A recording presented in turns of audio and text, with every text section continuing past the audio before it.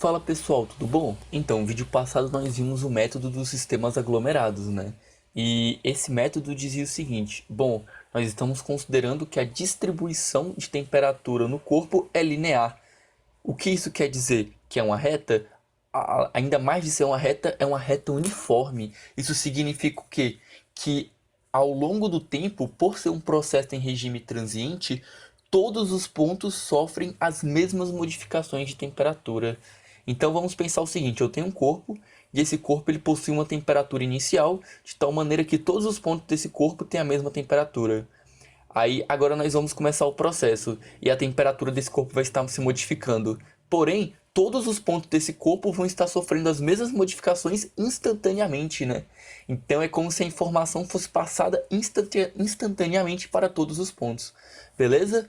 Aí nós vimos que o cálculo, a equação advinda dessa hipótese é bem tranquila. E na verdade, a equação que advém dessa hipótese é a forma mais simples de se resolver um problema transiente em transferência de calor. Ah, então é desejável, né, que, se possível, nós possamos utilizar essa hipótese para resolver um problema de transferência de calor. E qual é a condição para essa hipótese ser válida? Bom, é o que nós vamos ver hoje com a definição, né, o estudo de um adimensional que é o chamado número de Biot.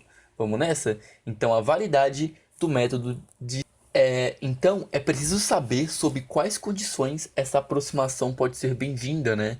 E para isso, nós vamos utilizar esse adimensional, que é o número de Biot. Ele é definido como sendo o produto do meu coeficiente de convecção, né? O meu coeficiente de transferência de calor por convecção, que multiplica o meu comprimento dividido pela condutividade térmica. E isso daqui vai dar como resultado um adimensional, que é o meu número de Biot. Então ele fornece um dado referente à queda de temperatura em um sólido em relação à temperatura da superfície e do fluido, né? Em relação à temperatura de uma dada superfície do fluido, melhor dizendo. Então, novamente, de todos os cálculos que podem ser realizados em um problema de transferência de calor transiente, a aproximação de um sistema aglomerado é aquela que fornece as equações mais simples possíveis, beleza? Então esse número de Biot ele vai nos auxiliar a garantir que a hipótese do sistema aglomerado ser válida, tá ok? Então vamos nessa. Tá, então vamos considerar o seguinte, vamos considerar que eu tenho uma parede e essa parede ela está submetida a uma transferência de calor unidimensional, em regime permanente e sem geração de calor, beleza?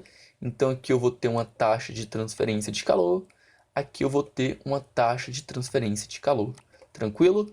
Então aqui eu vou dizer que é a temperatura da superfície 1 e aqui é a temperatura da superfície 2. E esse T infinito é a temperatura do meio externo referenciada com respeito à temperatura da superfície 2. Aí eu vou dizer o seguinte: bom, a temperatura da superfície 1 é maior que a temperatura do meio externo referente à superfície 2. Logo, como esse problema é em regime permanente, né, sem geração de calor e unidimensional, nós sabemos que a distribuição de temperatura nessa parede é uma reta, né? Vai ser uma reta. E ela vai ser uma reta decrescente porque vai ter essa queda de temperatura, porque TS1 tem que ser maior que TS2, né? Por quê? Porque se TS1 é maior que T infinito, então TS1 tem que ser maior que TS2. Então TS1 é maior que TS2 e TS2 é maior que T infinito, beleza? Aí nós sabemos o quê? Que aqui eu vou ter um comprimento L, belezinha? Aqui eu vou ter um comprimento L e a minha taxa de transferência de calor ela pode ser calculada pela lei de Fourier de uma maneira bem simples.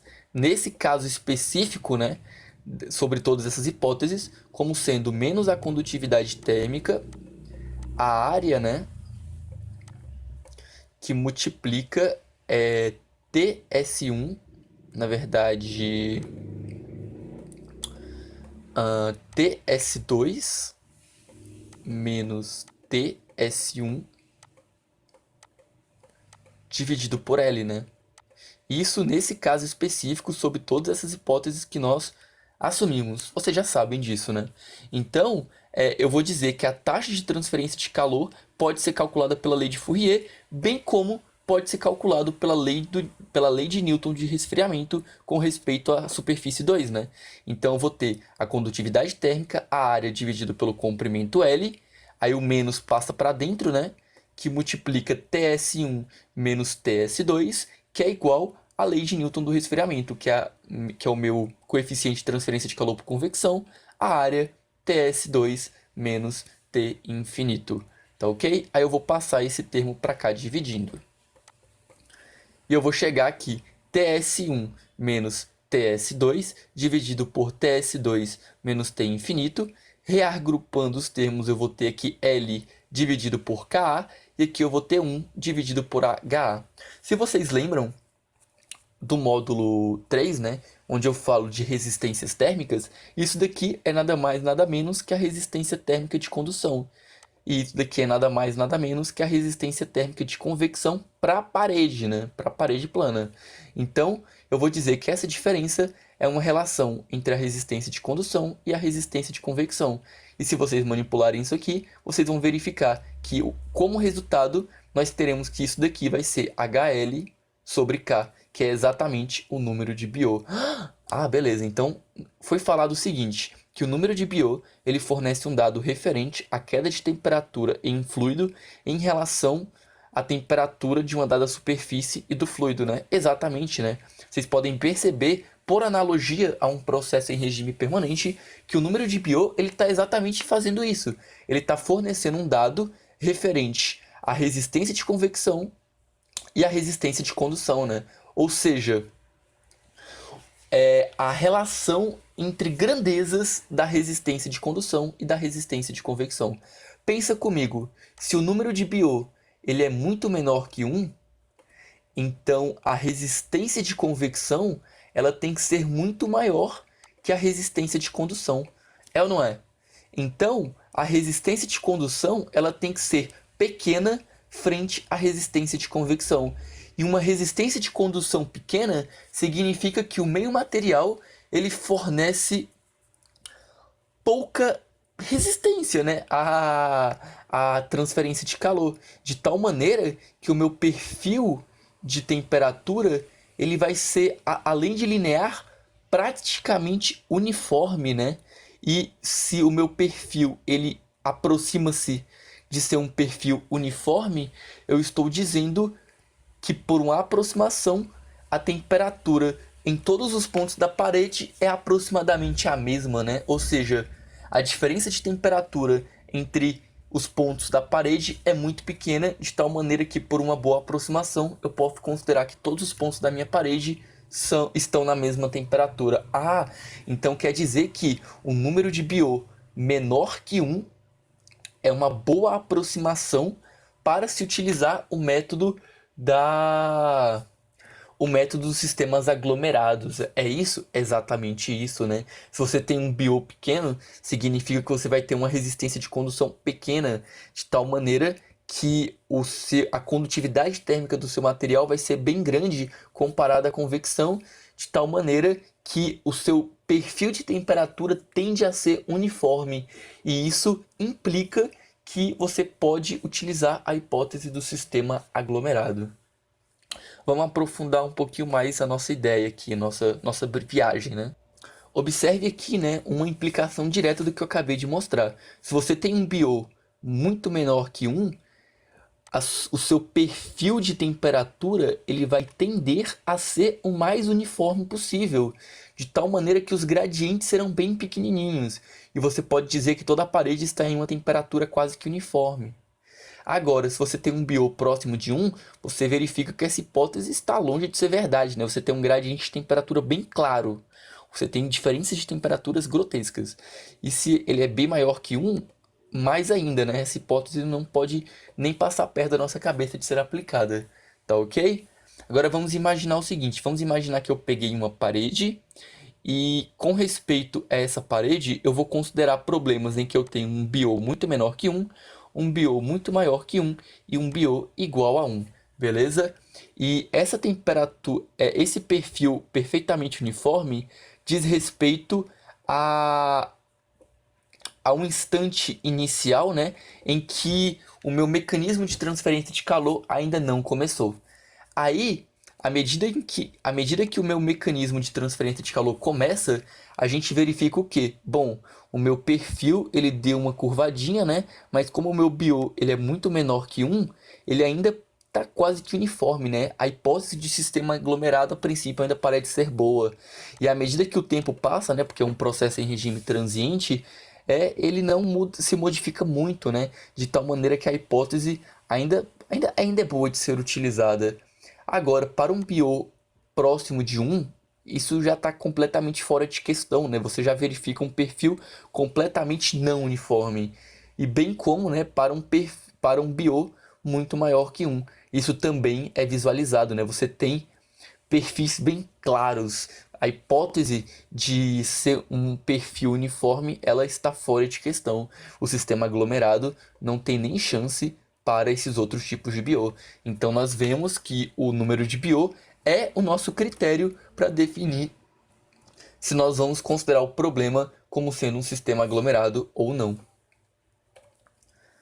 Então, toda vez que nós formos resolver problemas de transferência de calor transiente, o primeiro passo para resolver o problema, né, é calcular o número de BO.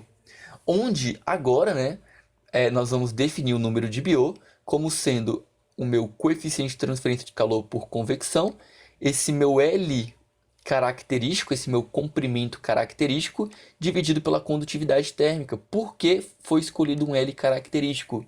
Bom, a literatura disse que esse L característico foi escolhido porque quando existirem geometrias complexas do objeto que nós estamos analisando, esse L característico ele vai ser bem interessante, né? Então ele vai simplificar vai simplificar os cálculos. Então a condição do sistema aglomerado é que esse número de BO definido com respeito ao comprimento característico seja menor que 0,1, beleza? E esse comprimento característico é definido como sendo o volume do seu sólido dividido pela área da superfície do seu sólido. Tranquilo?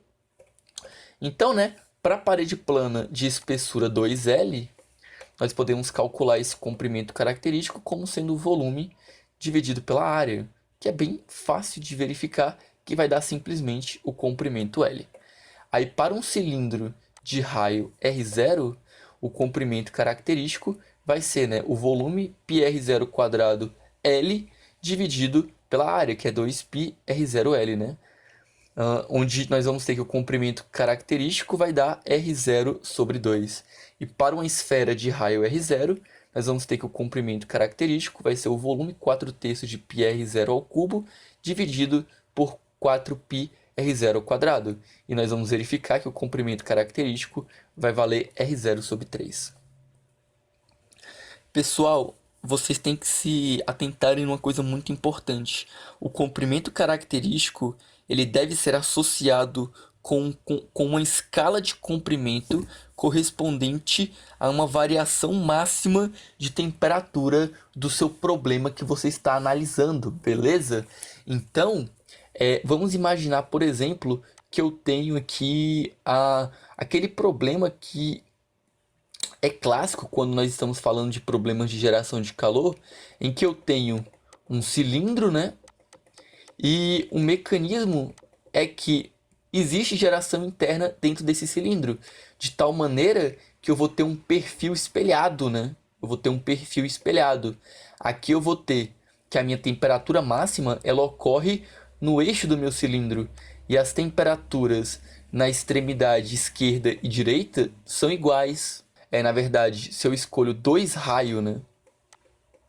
Então, se eu escolho dois raios para ser, na verdade não, para ser o meu comprimento, eu vou ter um problema, porque isso daqui não é a maior distância. Aí, nesse caso, se ocorrer esse tipo de problema, o meu comprimento característico para o cilindro vai ser o R0.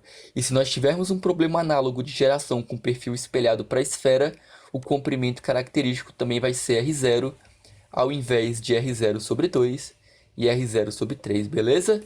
Porque, novamente, o comprimento característico ele está associado a uma escala, né, correspondente à máxima diferença de temperatura espacial do seu problema, beleza?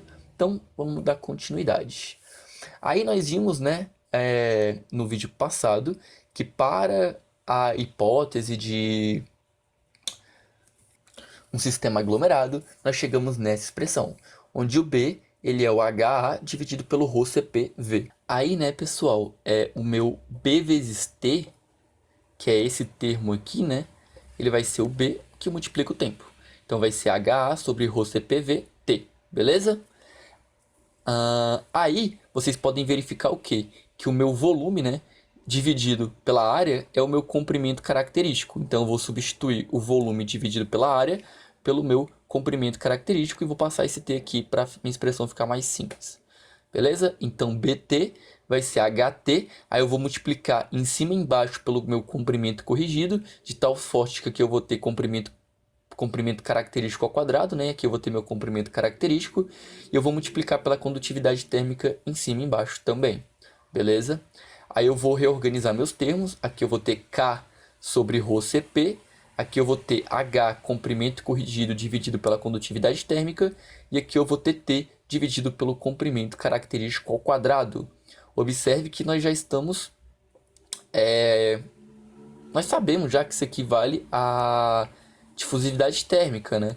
E isso daqui vale o BO, que nós acabamos de estudar nesse vídeo. Beleza? Então, o meu BT vai ser alfa H, comprimento característico sobre a condutividade térmica, T sobre o comprimento característico ao quadrado. Beleza?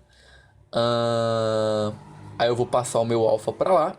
Aí, como eu já falei, esse número aqui, ele é o número de Biot. E esse outro adimensional, que é o αt sobre o comprimento característico ao quadrado, é o que eu vou chamar de número de Fourier. Beleza? Então, nós temos o valor de BT, que é o número de Biot, vezes o número de Fourier. Então, o meu número de Fourier é o αt sobre o comprimento corrigido ao quadrado. E, substituindo, então, BT pelo Biot vezes o Fourier, eu vou ter que a minha expressão ela vai ser escrita em função do Biot e do Fourier.